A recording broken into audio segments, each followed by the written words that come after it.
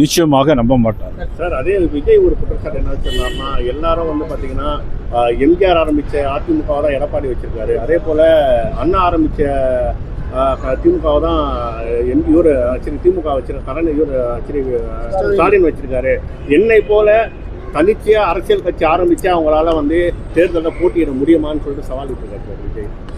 பாவம், அவர் அனுபவமே இல்லாதவர். முதல்ல வீட்டிலேருந்து வெளியே வரணும். திரிஷாவிட்டிருந்து முதல்ல வெளியே வந்தால் தான் முதல்ல எல்லாமே நடக்க முடியும். இவர் அதாவது குடும்பத்தோடு நல்ல உறவு வைக்கணும், நல்ல தலைவர்கள் வழி நடத்தின இயக்கத்தை நல்ல முறையில் சொல்லணும்.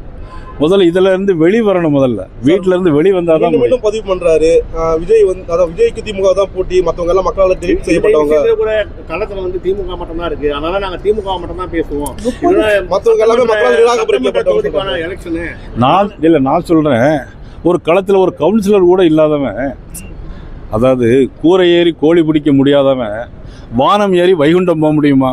இதுதான் விஜய்க்கு பதில். கூரை ஏறி கோழி பிடிக்க முடியாதவன் வானம் ஏறி வைகுண்டம் போக முடியுமா? ஒரு காலம் முடியாது. 2 வருஷத்துல வந்துருச்சு எனக்கு அப்படின்றத சொல்றாரு சார். அனுபவத்தில் பார்க்கணும். உங்களுக்கு சட்டியில் இருந்தால் தானே அகப்பையில் வரும். உங்களுக்கு இதெல்லாம் இப்படி சார் 32% வாக்கு இருக்குன்னு தான் ஒரு நடிகர்னால சொல்ல முடியுமா? முதல்ல குடும்பத்திலிருந்து வீட்டிலேருந்து வெளியே வரணும் சார். குடும்பத்தான் வந்து ஒரு கட்சி நடத்தணும் சார். முதல்ல அவர் என்ன அரித்தமெட்டிக்கலா அவங்க சொல்றாங்கன்னா சார் போட்டி இங்கே பாருங்க, நான் அவரை பற்றிலாம் பேசுகிறேன். ஏன்னா அவர் ஆளே கிடையாது எனக்கு. பெரிய கூட்டமாக இருக்குது சார். கூட்டம் இருந்தால் என்ன சார்? ஓட்டு வேண்டாமா சார்? விஜயகாந்த் கூடாத கூட்டமா? ஓட்டு வேண்டாமா சார்? நம்பிக்கையில் நானும் இப்போ அங்கே பாருங்க, நானும் அனுமதி ஆஞ்சநேயர் மாதிரி இந்த மலையை தாண்டுன்னு சொல்லலாம். நம்பிக்கை தான்.